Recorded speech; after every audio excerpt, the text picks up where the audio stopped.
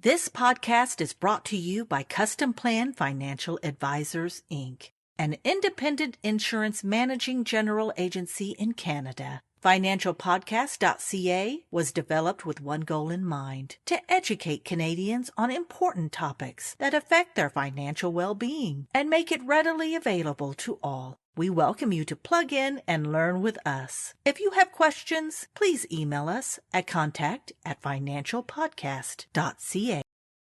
Hello and welcome to the Financial Podcast. My name is Gary Poyer. The Financial Podcast is brought to you by Customplan Financial Advisors, an award-winning managing general agency that provides exceptional support and resources to the independent financial advisor. Please visit customplanfinancial.com to see all the resources that are available to you as an independent financial advisor. Today's podcast is part 2 of our episode on the topic of success and what you can do to become a person of success. This episode is our 3rd and last episode on success, and just like with the previous 2 episodes, we have an exceptional guest for you to learn from. We're extremely pleased to have with us today a man who has more than 40 years of experience providing advice on group benefits and life insurance. And that man is Mr. Joel Cadesky from SC Insurance in Toronto. Joel, welcome back to the podcast. Great. Thanks, Gary. I enjoyed the first one, and I'm hoping that everybody who saw the first one will be just as good with the second, and those that didn't see the first will want to go back later. Going to be fun. Right on. Good. Joel, for the benefit of our audience who missed the first podcast, please tell us about yourself, about your business, and a little bit about the journey that you've been on over the past 40 years. So I basically, when I graduated university, I went to Teachers College, ended up getting a job in Elgin County outside of London for 9 years. Got fed up with the bureaucracy and all the stuff that went with it. So we had one child at the time that was born in 77. In 1978, my wife and I and our child, we moved from a small town, St. Thomas, to Toronto, and she had a job with Children's Aid, and I was on unemployment insurance. And then we were lucky enough to be able to use my unemployment insurance check to buy a house, privately, obviously, not through a bank. And I needed house insurance. So one day I'm looking for house insurance in the neighborhood, went to a gentleman. He asked me what I did for a living, told him I have no job. He says, would you like to sell insurance? I asked him if it paid. He said, absolutely. Are you a hard worker? I said, you got no problem there. Next day, I had a meeting with Leo Fenson, who was the manager of the Crown Life office. And the rest is history. And they hired me, and I started in 1978, the end of 78, to sell insurance, and just started going from there. And then in 1981, our second child was born, and my wife stopped working. And in 81, I was basically on my own doing it. In 1982, I was fortunate enough to go to a company called KRG Insurance. I was hired by the people that own the company, but mostly a gentleman named Stephen Wise, who I met through life insurance courses. And basically, that's when my career started taking off, because they were wonderful mentors. They helped me out. I got referrals every day from them, from their clients, and it was just phenomenal. And I write in my upcoming book this month, an autobiography, I talk about my fun days at the beginning at KRG, which were always fun days, but the fun was really starting in 1982. And since then, that's it. And then a couple of years ago, I decided to go another way, and I joined SC Insurance, and I've been here almost 2 years, and it's been fun too. So I've had pretty good time the last 40 years. Okay, well, right on. It sounds like you really enjoyed your career, and going back to the first podcast, which hopefully our audience will view. You've had some exceptional clients and client experiences. So, Joel, what do you think it takes to be successful in the insurance industry? First thing has got to be discipline. And I'm very, very fortunate. I was a teacher, and you can't be much more disciplined than a teacher. You knew what you had to do every day, every hour. You knew what you had to do with the children. You had to follow up. So if you don't have discipline, you might as well get out of the business, because our business is a very disciplined business. And if you make a sale, and I always like guys that would make a sale and say, well, I'm going to make $150,000 this year. And I said, well, how'd you figure that? Well, last week I made $3,000. And I said, well, 3,000 times 50 is 150, but can you do it every week? The answer is no. Most guys can't. Most guys might make, they might make 100, 150, but it'll be some sale making 20 grand, some sale making this. So it's not that way. But if you're consistent every week and you do what you got to do, you can be successful. When I was with Crown Life, one of the things they instilled to me was the Century Club. The Century Club basically said, you got to have 100 applications for the year. That's only 2 a week. So even now, I got to work on 8 a month. I don't work on 2 a week. I work on 8 a month. If I can do 8 a month, it's close enough. I'll get 9 sometime. And as long as I can do those applications, I'm a happy camper. And I've been doing that for years and years and years. So I think you've got to be consistent. You got to be disciplined. You have to learn. That was another thing that came to me very, very quickly. My manager told me in my first year, I had to go to the old Royal York Hotel, to the old Ontario Sales Congress, where hundreds and hundreds of agents and brokers were there to hear the top guys in the field. And we had the gurus of insurance from all over the world. Ben Feldberg was there, Ben Feldman, all these guys were there. And they were the top of the top, the Wayne Gretzky's. Well, that's actually better. We'll say the Connor McDavids of insurance. And what's happened is I learned from there that you got to learn in this business, and you got to learn from the best. And when you learn from the best, you become the best.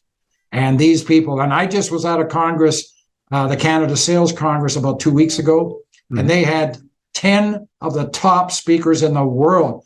We had somebody from the States, we had somebody from England, and they just gave us great ideas, and I came away very rejuvenated and motivated. Let me ask you, Joe, did you have any apprehension about going to talk to these people and asking them questions? No. I find one thing about the insurance industry that might be slightly different than other industries is we are a sharing information industry. The most amazing thing is if somebody comes to me and sits down with me today and says, can you help me out? I'm stuck. Or can you tell me how to do this? I will give you all the time in the world and the information that I have. If somebody wants to be mentored by me, and I've had a couple in my career that I've done it, I'm happy to give that information. There's only one restriction. Just don't take any of my clients. I'll let you make all the money in the world with other people. Just don't go after my clients. And we share all the time. There's a group insurance association called the CGIB, the Canadian Group Insurance Brokers. Dave Patriarch started it. I belong to it. We have 300 of the top cream of the crop, best of the best insurance group specialists in Canada belonging to this group. We meet every other 2 weeks by Zoom. It's called the water cooler, and we just throw out ideas. And people will say, I'm having trouble with this. I'm having trouble with this. And people will give ideas. We also have something called a Slack channel. And all I do is, I'm having trouble with this. Within 5 minutes, I got 10 answers. So we're happy to share. I'm happy to share. Any person that's watching this, later on, you'll give me my contact. They want to contact me. I'll be happy to share anything I can do to help them out in their career. Oh, that's great. I got to tell you, when the first financial planning company that I belonged to, and I won't say which one, there was a guy that had been there a long time. And his model was, don't speak to me until after you've been with the company for a year. Because from his perspective, he saw so many people start and fall away within the first year that he didn't want to talk to you unless you were going to be there for at least a year. Well, the interesting thing is, Gary, that's a very good comment, but I'll disagree with him, and I'll tell you why. When I was in the insurance business at the beginning, people would say, well, how long have you been selling insurance? And my answer was 3 months, 5 months, whatever. Well, when you've been around a year or 2 years, call me and I'll do business. And I keep always saying to them, if you don't buy from me today, I won't be back. And So his answer, and all due respect to that person, was, He should have said, every person in the first year, come to me because I'll help you get to the second year. Yeah. Yeah. Well, I tell you, I wish that he had taken that attitude because I know as a young financial planner or financial advisor, I needed help. Oh, yeah, we all did. Yeah, absolutely. You can't do it on your own. So, Joel, is there a book or an author that really had a positive influence or inspired you? I know in the first podcast you talked a lot about your dad and your uncle, so our audience will have to go back and listen to that one. But what about a book or an author? I'm a big believer in autobiographies. Obviously, I'm writing one, and it'll be out this month. So I do what I say. But I like professional wrestling. I have no qualms in telling people. I understand, the reasons why people think it's crazy, but that's okay. It's good entertainment for me. And I like to read autobiographies of wrestlers. So I've got a library at home, a lot of biographies. In fact, some of your audience watching this now might remember the original Sheik that used to wrestle many years ago in Maple Leaf Gardens in Toronto and Detroit and all over. I just read and finished about a month ago his autobiography, 400 pages. Wow. Now, you'd say, how can you have an autobiography of a wrestler for 400 pages? Well, he did. So I like reading autobiographies, and I read mostly sports figures. I don't do it with politicians, though I have. I mean, I read the Lloyd Robertson biography, his autobiography once in politics, but basically I do that. The other one is I like to learn, and Dave Patriarch, who I mentioned about starting the CGIB, he wrote a book a couple of years ago called Selling Benefits, which I bought and got inspired because there was great ideas there. And it's all about how it wouldn't be for people who aren't in the financial selling group insurance industry. But what I learned from him was how to be a better salesperson. And I phoned him up one day and I said, I really like that. This is great. How'd you do it? And he told me. And I said, boy, I wouldn't mind writing a book. And he said, what about? And I said, the only thing I know well is me. He said, well, go do it. So I went ahead and did it, and it'll be out this month. So I learned a lot. So those two books influenced me, partly because of my selling and partly because I got my book out. And the wrestlers, love wrestler biographies. John Moxley, if anybody is into wrestling, just got a biography out about 6 months ago. He's in the AEW, which most of your people wouldn't know. I just read his biography. There isn't a biography that has come out in wrestling, I don't think, that I bought. Also, I have a storage, and this really dates me. I have a whole bunch of DVDs of wrestlers, Dusty Rhodes, his whole history, Bret Hart, Ric Flair. So, see, the thing about wrestling that I have posted on LinkedIn, and this is how I come about it, Gary, is the best salesmen in the world, in my opinion, are professional wrestlers. You know it's fake, which it isn't, because people do get hurt. This weekend in Saudi Arabia, one guy blew out his ACL, so that's not fake. Yeah. But it's predetermined. I agree. No problem with that. But these guys get you emotionally high, are able to make the sale, and at the end, you buy into it because you want to come back and see him again. The Sheik, just so you'll know, the Sheik for 127 consecutive weeks wrestled in Maple Leaf Gardens. That's amazing. People kept coming back because they wanted to see him get beat. Guess what? He never did. But they bought into it. I was one of them. I went to a lot of those matches. So that's why I like wrestlers. Those books are, in my mind, and they taught me about selling. And I'll get into that later. I'm sure you'll ask me something about that later. Okay. So did a wrestler or somebody else say something that really resonated with you, a quote?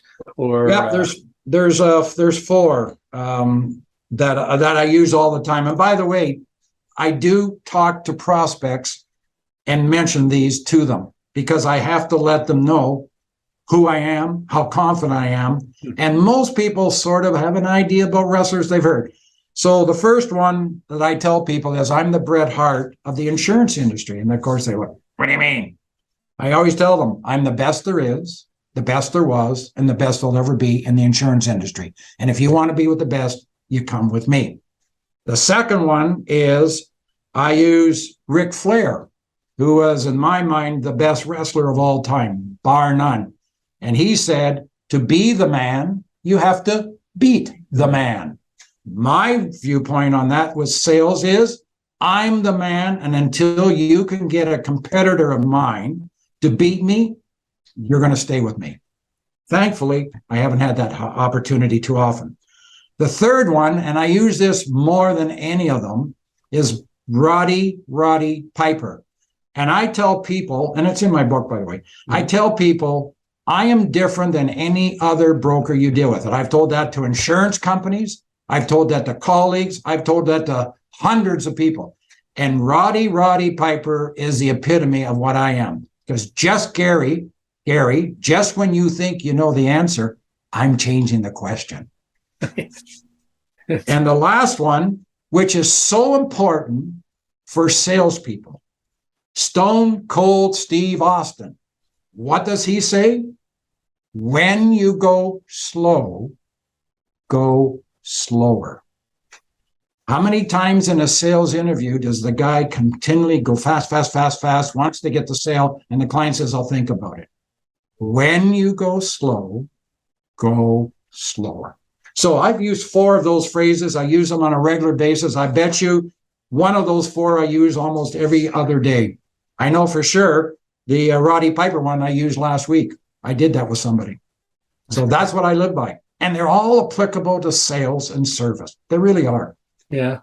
It's kind of funny because that kind of shows that a person can be inspired from anywhere or from anybody. Somebody off the street could say something that you hear that could inspire you, and your inspiration has come from wrestling because you enjoy it. But so it doesn't have, the quote doesn't have to be from somebody like Ralph Waldo Emerson or like that. So. In fact, like guys like Buffett and Elon Musk, I see on Twitter and I see on Facebook all the time, and Zoom and all those things, and LinkedIn, they're quoting them all the time. I don't listen to them. I don't do it. I get it from the real people. And the real people to me are the wrestlers. I mean, anybody that knows me and have known me for a long time know that I'm crazy about that. I just got hooked on it when I was 10 years old. I was in Owen Sound, Ontario. I would go down to the arena. The wrestlers would drive in from Toronto because there was no flying there. We had no airport. Yeah. They would all get out of the car. I would ask them if I could take their luggage in, get in free because I couldn't afford the ticket. And I would walk in with the wrestlers, Haysdale Calhoun, Whipper Billy Watson, Tex McKenzie. I can go on and on and on. And I would go in and they would say, he's with me. I was in the dressing rooms with them. I'd drop their bag off. They'd give me a ticket and I'd go upstairs and sit and watch Steve wrestling. And I just loved talking to them. There's a story in my book about Sweet Daddy Siki. And I won't go into much, but Sweet Daddy Siki and I had lunch by coincidence when I was at KRG, and we just talked wrestling the whole 2-3 hours for lunch. And it was just amazing. And I learned so much about wrestling just from what he was telling me. And I learned about life.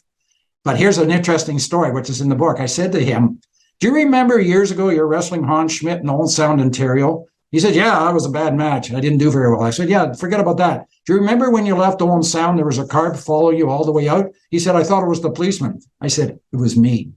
I was trying to get his attention to talk to him and get his autograph. Later on in life, I met him at KRG and told him that story. What did he say? He just said, like, wow. He thought I was the police, so he kept on to the speed limit. And of course, once we got to the city limits, I stopped and he kept on going back to Toronto. But it was funny. He remembered that night. Wow. Yeah, very cool. Just getting a bit philosophical here for a second. What do you expect from life, Joel? Peace, for sure. Happiness, contentment, ability to achieve what I still want to achieve in my life, personal and professional, and just whatever time is left in my life, just have a good time, enjoy it, try to make it better than when I started, and have people look back on me and say, we respect what he did. We didn't always like what he said, And when people read my book, I'm going to have some people say that. But guess what? Long as I got respect from people, I'm at peace with myself. Everybody's happy. I'm happy. I can't ask for much more. And you notice one thing, I never mentioned money. Right? Yeah. Okay, so the companion question then is, what do you believe life expects from you? So, we talked about what you expect from life, but what does life expect from you? I think that it expects me to be a God-fearing person. I'm not a quote-unquote religious Jew, but I do believe in God, and I do believe in the ethics of the religion, and I do follow it, and I do try to do the best I can. And I think that that's what life expects from me. Be the best person I can to everybody that I meet, and try to treat everybody with respect, and try to be as positive as possible with the people that I deal with. Okay. And so what do you think separates a high performer in life, whether it's in the insurance industry or not, from just the average person or average performer? I think the average performer gets down on themselves too easy. I think the guys and gals that I've met over the years in the insurance industry, who are, in my mind, top performers, as you said, and a top performer, in my mind, isn't necessarily a guy who makes a lot of money. Mm-hmm. Okay, that's really important that you have to understand, because to me, there are people out there doing very well. In my mind, they're really, in my mind, very high up in my esteem. Money is only one object in our society that differentiates people from success. I'm not a big believer in that. I think that there's a lot of successful people out there who are making a decent living, but not necessarily a seven-figure one. But I think that that's part of it. I think that the ability to take a no and turn it into a yes is so differentiating. So many guys that I've met and girls that will say, well, I didn't get the sale. Why? Well, the client said no. And I said, so what did you do after? Well, I just left. What do you mean you left? Why didn't you go back and ask more questions? Find out what the objection is. No, I don't know. So I think that taking a no and turning it into a yes really, really, and I think the people that I've listened to over the years on all these sales congresses, these guys will not take a no. No way. They'll take a no and they'll turn it into a yes, no matter how. They'll ask the question differently. They'll word it differently. They'll come at it from a different angle. And I try to do that as well. I really believe that a no is just a step. Like I did in the first podcast, I said to somebody, please get off the phone. I do 1 out of every 3. 2 people say no. The third says yes. I believe strongly you can't close everybody, but I believe strongly you can close most people. I have always been under the impression that somebody isn't going to meet with an insurance advisor like myself for 2 hours if they're not interested in what I have to say. And like sitting with insurance, you might as well go and get root canal if that's what you want. It's going to be almost as painful in your mind, and more than likely will cost less because you have a dental plan. The other thing that I really, and I hope that you'll take it in the spirit that I'm going to say, but I'm an open book. I tell people as it is. I always think that the top performers are the preparation H guys, not the preparation G guy. So you're sitting there, Gary, I can tell right now you're saying, what the heck does he mean? And I have said this more than once to people at insurance companies who say to me, well, Joel, sorry, this is the best I can do. And I say, don't be a preparation person. Would you go back and be a preparation G guy? Don't be that. I want you to be a preparation H person. So I'm going to explain what I mean by this. And by the way, I say a lot of things, and they're called Cadeskyisms. Sorry, I take a little poetic license. So this is the Cadeskyism. Always be a preparation guy, H, never be a preparation G. So you think about preparation H. I mean, everybody knows what it's for. But think how it got there. Some scientist years ago, sitting in a lab, in his house or at work, working on a formula and doing this, and it's working, but it's not working, his hands and whatever. Finally, he says to his wife, I've been working on it for 20 years. That's it. I'm giving up. His wife said, okay, listen, it is what it is. So he puts his formula down and he leaves. A guy walks in, takes a look at it in his office, looks, Just takes his pen, da-da-da-dum. They try it out, it works. He called it preparation H. So if you stop at G, you'll never get to H, and H is the one you want to be. So I think a lot of high performers never stop at G, they always stop at H. Because once they get H, they know they've got it. And that's hard to do. I mean, you know what? I closed a case years ago for group insurance. The owner of the company said, do you know how long ago you started talking to me about taking my business? I said, no, can't remember. 7 years, he said. 7 years. 7 years. But he closed and he stayed with me. And the best part was he could have been a preparation G guy after the first or second year. I kept on hounding him, phoning him, talking to him, calling him on his birthday. Eventually, he was mad enough at the other broker to go with me. Yeah. Preparation G never works. Always be with preparation H. You know, earlier we talked about the discipline that you've had that led to your success. I think resilience is another word that can be used to describe you, because, not taking no and keep pushing through, going from G to H in the preparation, that takes resilience. Yeah, I agree with you. Yeah, you're almost like an elastic band. How far can you stretch it before it goes? And in my mind, you can stretch it as far as you have to get what you have to do. You see, one of the things about sales that people forget is the end game. What's the end game? The end game is to have a product that your client wants, not necessarily needs, but wants, values what you're offering and your service, and you have shown them the way to get from there to where they want to be. Too many people think the end game is making the sale and making the commission. Wrong idea, completely wrong idea. So you're right, resilience, absolutely. Because every client in my mind, going back to the wrestling, right? Every client in my mind wants to buy from me. I just have to show them how. Okay. Right? I'm the best there is. Why would you deal, Gary, with anybody else when I'm the best? Why would you want to settle for second or third or fourth best? It makes no sense. By the way, every person watching this right now who's in sales, if they don't think they're like Bret Hart, that they're the best there is, the best there was, and the best there'll ever be in their profession, whether they're selling tires, they're an accountant, a lawyer, I don't care what they're doing. If you don't think you're the best, get out. Yeah. And that's not egotism. That is not egotism. That is reality. Yeah. But that's all you're saying is you have to believe in yourself. Right? 100%. If you don't believe in yourself, how are you going to get the client to believe in you? Yeah. It comes across to a client. They can tell a phony. You remember when you were a kid, they used to tell you when you went to a magician, magicians hate performing in front of kids. You know why? Because they can figure it out. Adults can't.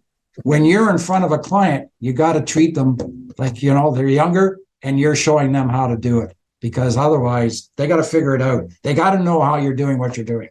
It's not magic. I tell people all the time, I got nothing up my sleeve.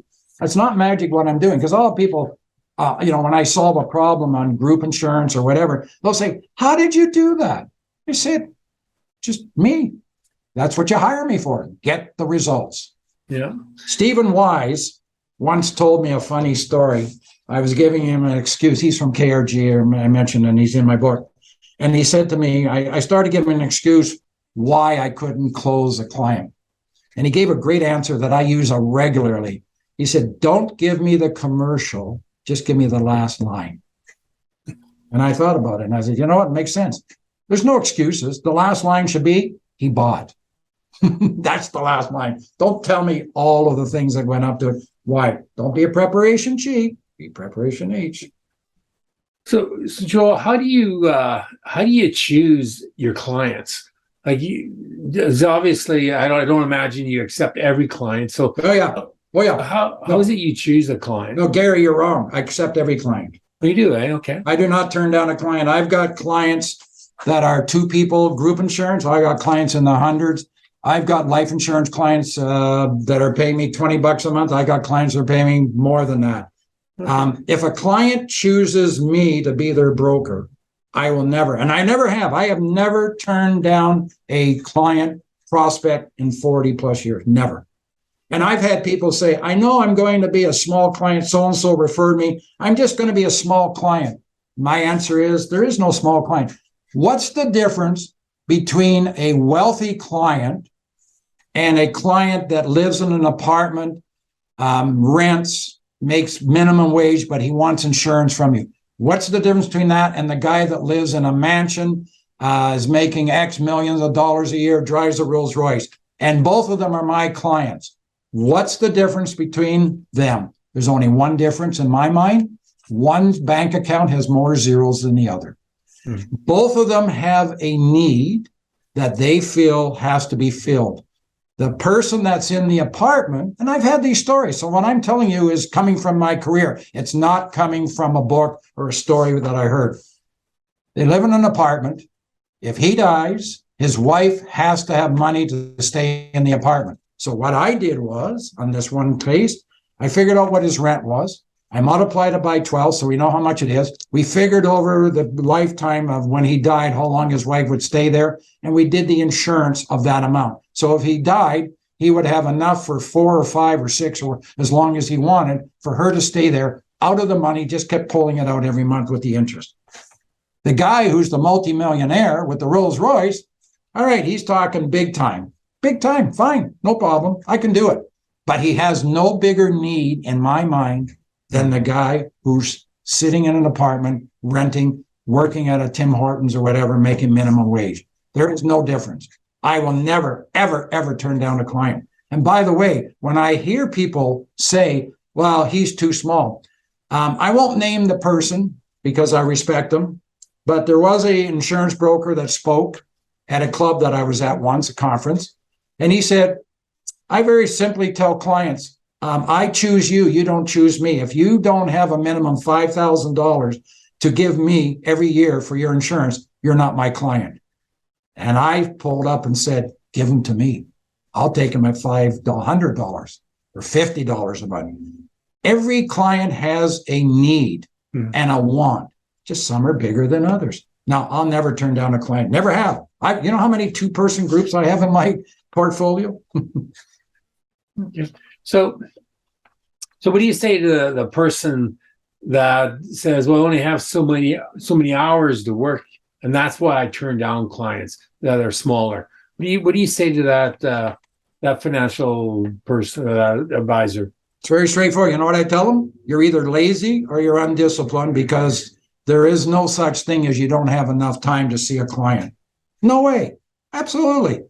I mean, I'm not patting myself in the back, and I won't, because I'm not that type of person. But I work long hours and I work hard for the clients. But yet, when somebody wants something done, it's done. It bothers me when I get an email from somebody at an insurance company that says, I can't get you the answer for 3 to 5 working days. And I go, pardon? 3 to 5 working days? My client phones me. Within 2 hours, I return the call. If I can give them the answer now, I will. If not, I'll work on it and try to get the answer by the end of the day. But again, I'm only can work as far as the insurance company gives me the answers. Now, if it's a straightforward thing, could you tell me on policy so-and-so how much insurance I have? I just look up the file and give them the answer in 10 minutes. But anybody says that they're too busy to see clients, they're disorganized. They really, really don't understand the business. And the other thing that people forget, referrals. How many times does somebody come and say, I just have me and my wife, we own a company, we work out of our house, we need health and dental, and my brother said that you would do it for me. I said, absolutely. I'll drive out to Oakville, I'll see you, I'll do the work, blah, blah, blah. And I do the work. 6 months later, I get a phone call from somebody saying, I just got a phone call from so-and-so. I was telling him I wasn't happy with my insurance broker. He said you'd come out to see me. I said, absolutely. Where are you? I'm in Barrie. No problem. By the way, Barrie, 60 miles from Toronto. So I go to Barrie, sit down with the gentleman. Can you tell me how many employees you have? Yeah, I have 85. Ooh, okay. Nice. That 2-person group led me to an 85. Yeah. So, it's really funny. The people, I guess I'm just too old at my age and too stuck in what it is. Too many people look at commissions. Too many people look at the work involved. If I put in the number of hours on some clients and divided by the commission, I more than likely didn't even get 6 cents an hour. Wow. You just take, that's the risk you take. Yeah. That's the job you take. I'm in it to service you. I don't care. I don't work by the hour. I'm not a lawyer and I'm not an accountant. So I'm not going to charge you every time you phone me. But I can tell you, I've got some clients, I bet in a year, I put in 50, 60 hours of work because they're labor intensive. They're always coming to me for something. I never charge them for it. Never. I got somebody asking me, not this Sunday, but a week this Sunday, to come to their house to do their life insurance on a Sunday. I said, no problem. What time? You work around the clients. Now, I know a lot of people are going to shake their head. I can see it already. I'm sure they're you're crazy. You're crazy. That's just not right. You got to have personal time. Yeah, I got personal time too. But you know what? If that's all the time the client can meet with me, because if they don't meet with me, guess what, Gary? They're going to meet with somebody else. Yeah. And that somebody else might do a worse job for them. And I would feel bad for the client because they didn't have me. The best there is, the best there was, the best there'll ever be. Yeah, that's actually a great segue into my next question. How do you show your clients that you have their best interests at heart? My former accountant, when I started in insurance at KRG, taught me a little bit about sales. And one of the things he ingrained in me, which I still visualize as I'm talking to you now, is he said, here's the rule that I want you as my client to treat my referrals, because he was giving me referrals. I want you to sit in their chair with their bank book, not physically, but mentally, but your knowledge. And I want you to look at what you're proposing. If you were them with your knowledge, with your bank book, would you buy the product? And if the answer is yes, you've done a good job. If the answer is no, go back. And that's what I really think is what I'd show the best interest, because I'm always trying to put myself in their position. Would I do this? I'll give you an example. Last year, I had a group insurance renewal, and it was like a -4. Now, I would say 95% of all brokers that are watching this now who sell group insurance, they would go, whoo, a negative. I can sell that over the phone. Not Joel Cadesky. I went back, used my former accountant's advice, sitting there, looking at the usage, looking at the premiums and saying, I'm not taking -4. I went back for -7. Phoned the client up and said, I'm coming over to see you. I've got your renewal. So I went over to see them. And he says, okay, how bad is it? I said, well, you tell me. I got you a -4. He goes, all right, phenomenal. I said, maybe for you, but not for me. Then I showed him the -7. He said, but you didn't have to do that. I said, oh, yes, I did, because I'm sitting in your chair with your money, and there is more money to be taken that is in your pocket. Less out of mine, more into yours. Guess what? The client will renew this year with me. No problem. Yeah. Right on.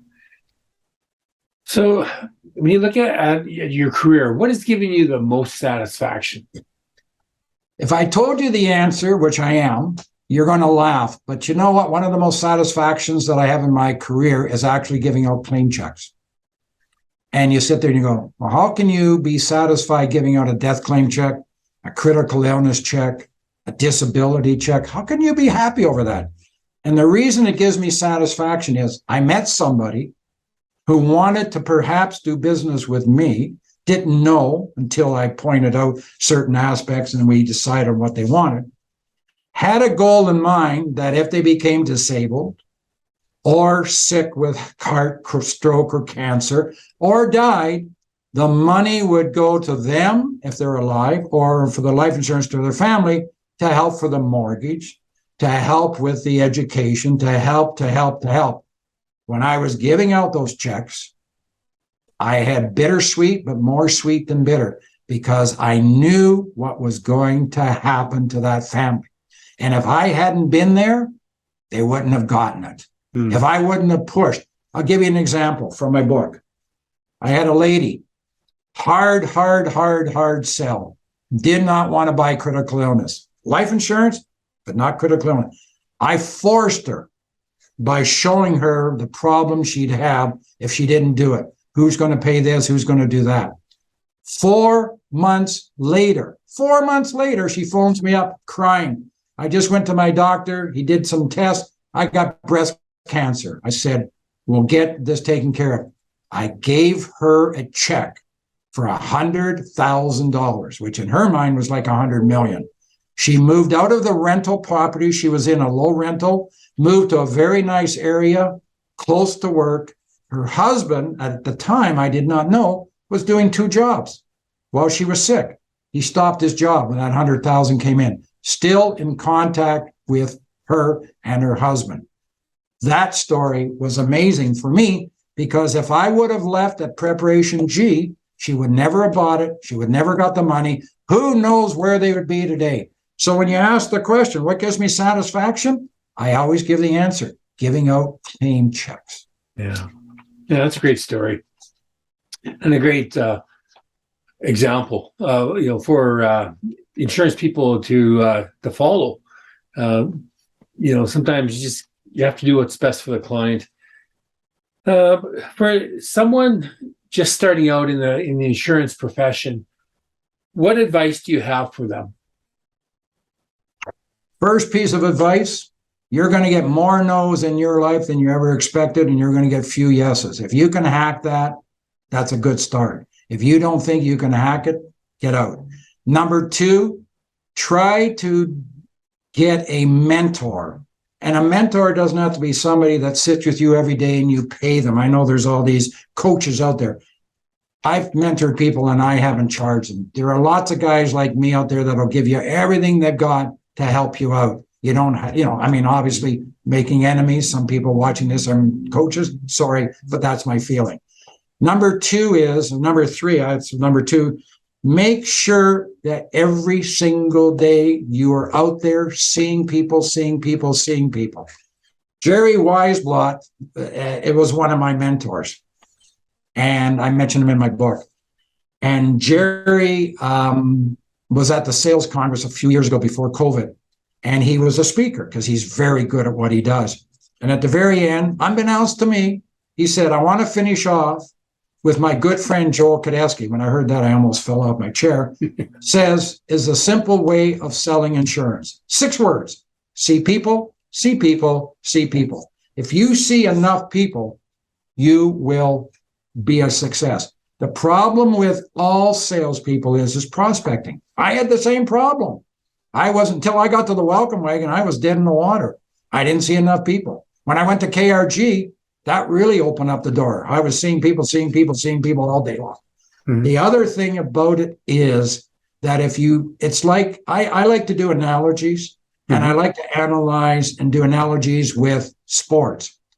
You cannot get to be a 300 hitter unless you go up to bat 100 times and you'll hit 30 times.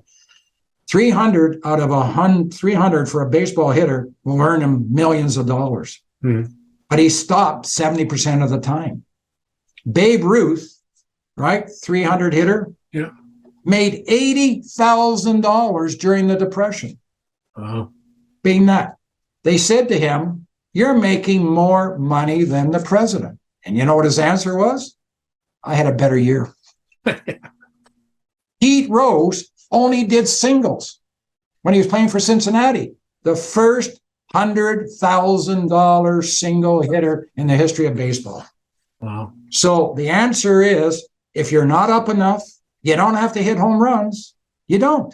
You just have to be up there enough, swing away. You're going to miss. That's why I said you're going to have more no's than yeses. 70% of the time will be no's, but it's the 30% of the time that will get you going, get you enthusiastic. Every time you make a sale, you just feel like, wow, this is great. Yeah. Well, that's my advice to people starting out. Yeah. Do you think it's harder for somebody to start out today than it was when you started? And the reason I ask is you were able to cold call, but with the restrictions, the anti-spam restrictions, do you think that makes it harder today than when you started? Gary, I can tell you right now with all honesty, and I'm always honest, if I had to start the insurance business today, even if there was a welcome wagon or KRG, I wouldn't survive. The way that the business is set up today, you've got internet, you've got Google, you've got call display, you've got all of these things going against you. You've got, the fiscal, you've got all these regulations, you've got 30 hours, you have to go for CE credits. I didn't have CE credits when I started. Who knew what CE credits were? It was much easier then because every phone call I made, somebody picked up because they didn't know who it was. Today, nobody picks up a phone. For example, most people don't even want a phone call. They want a text. Yeah. I've always got another Cadeskyism. I've always said emails and phone calls. You know what the difference is?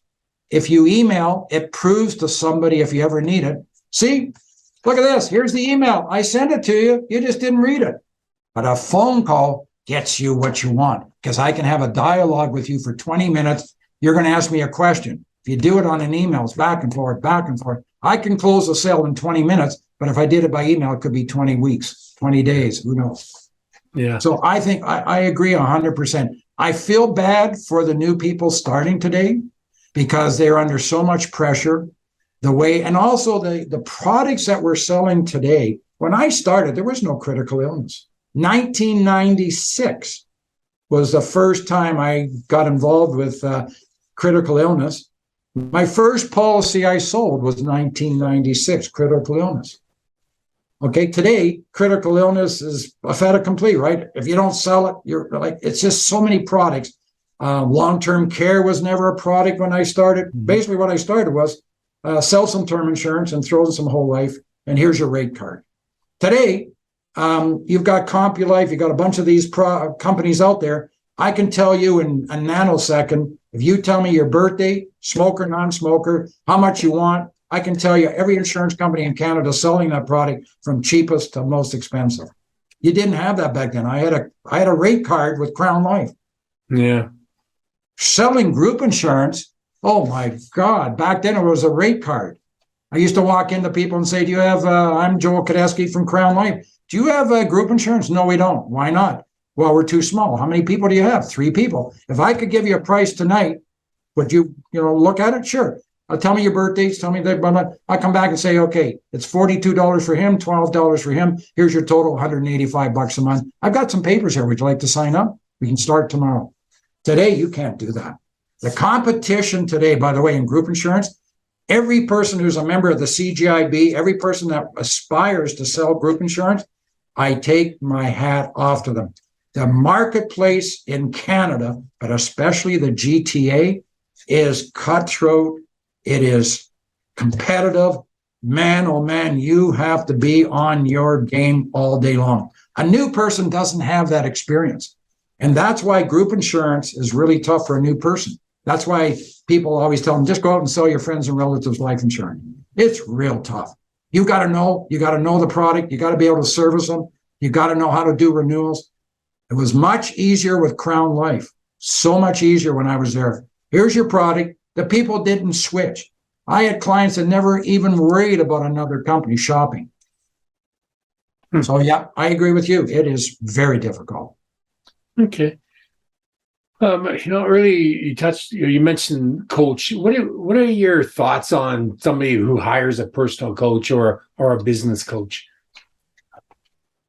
A business coach or a personal coach is good, but boy, oh boy, you got to do your research. There are some really good guys out there, right? Some really good. Jim Ruta is one of the best, and I didn't use him, but he's really, really good. I never really had a coach. I tried one once, and it cost me a lot of money, and I got nothing out of it, so I said never again. If you're going to use a coach and you're going to pay for it, do your research, just like any other product. Ask for referrals, meet with them ahead of time, tell them your problem, why you're having a need for it, see how they're going to help you, and make sure they're going to stay with you. Because coaches are good. Mentors are really good. A lot of guys like myself will mentor people, will help people. Mark Halpern is exceedingly good at being a mentor coach.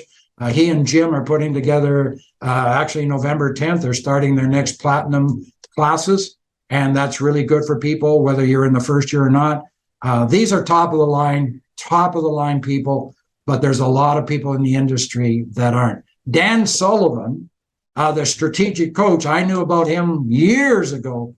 I couldn't afford him. That's why I didn't go to him. I wish I could have, but I never. He was very expensive still, but his results are amazing.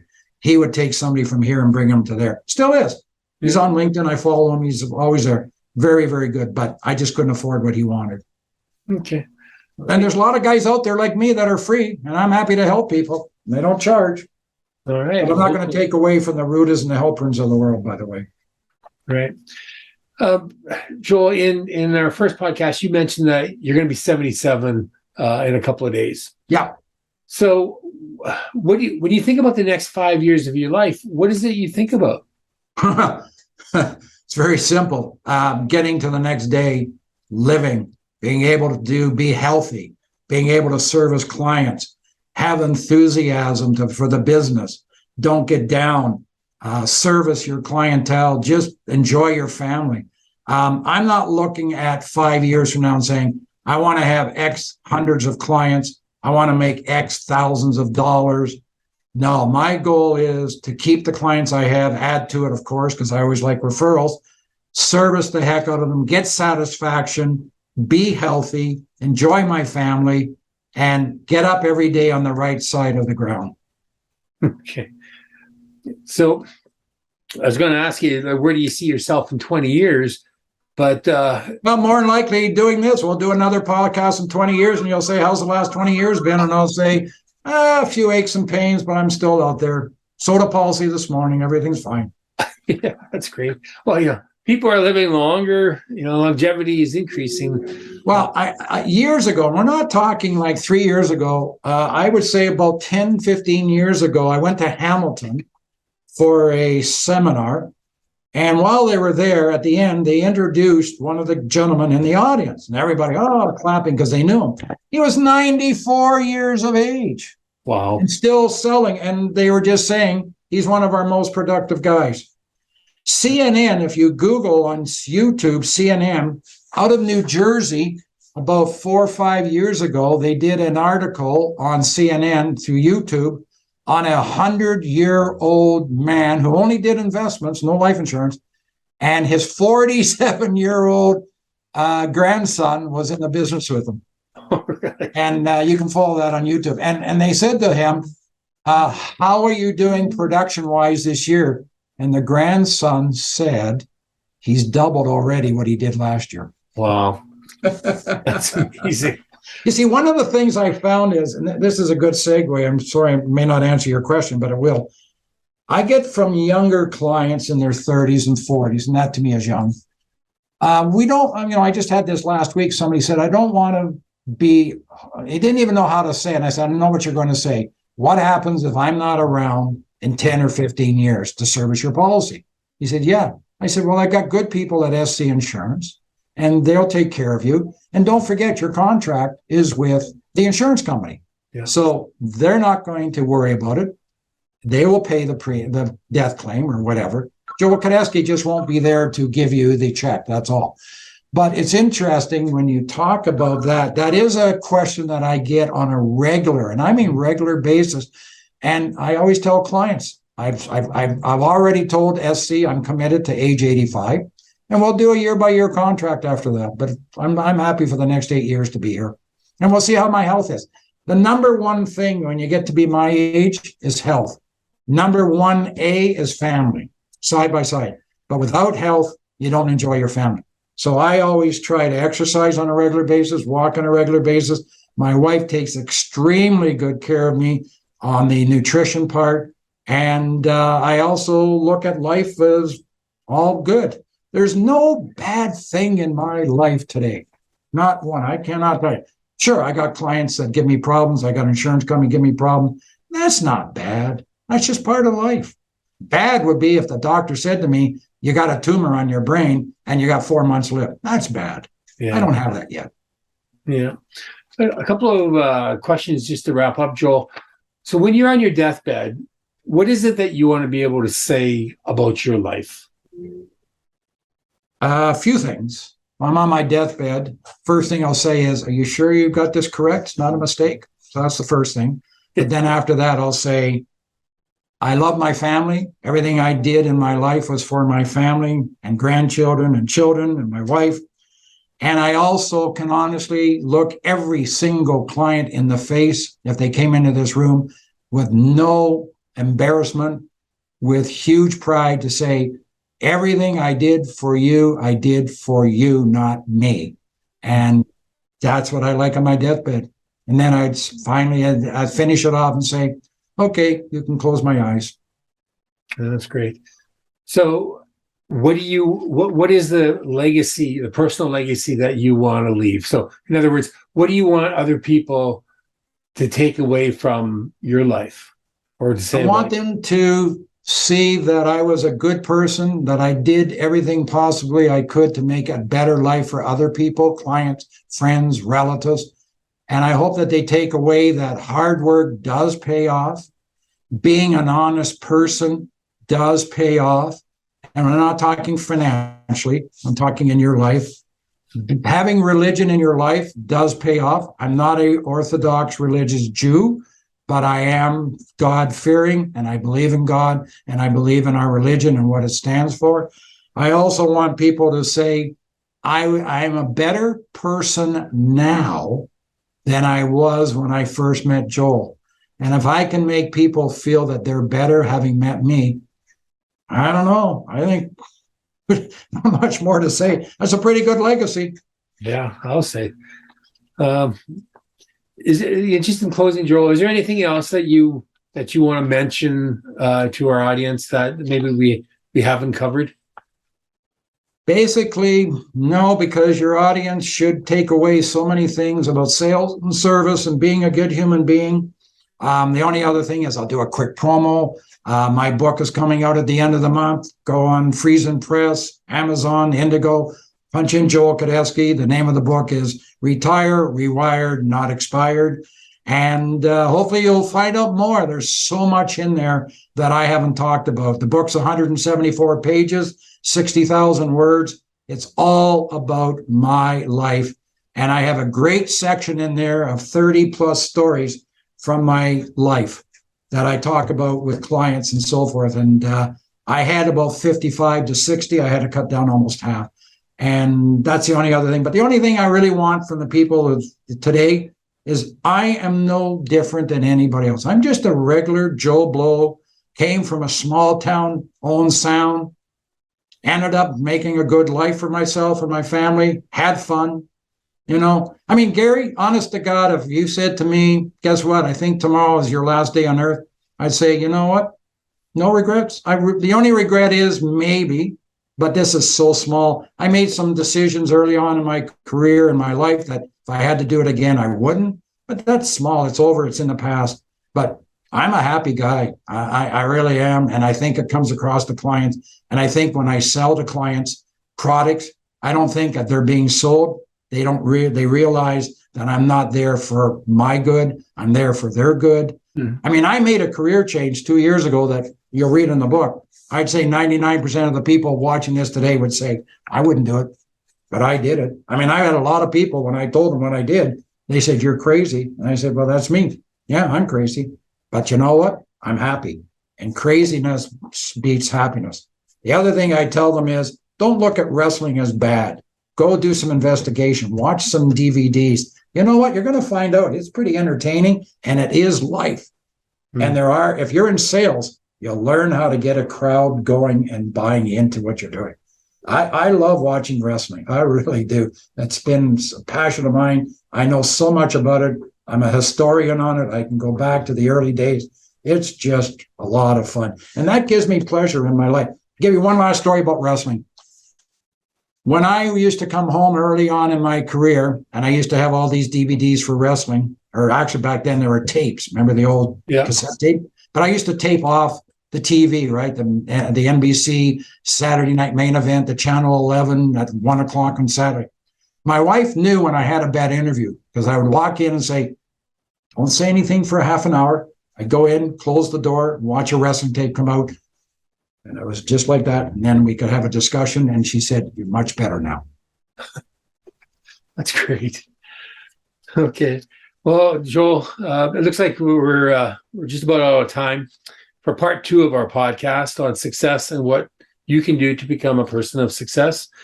I want to thank you, Joel, for being our guest today. You provided a lot of value and insight, great stories. So it's very much appreciated.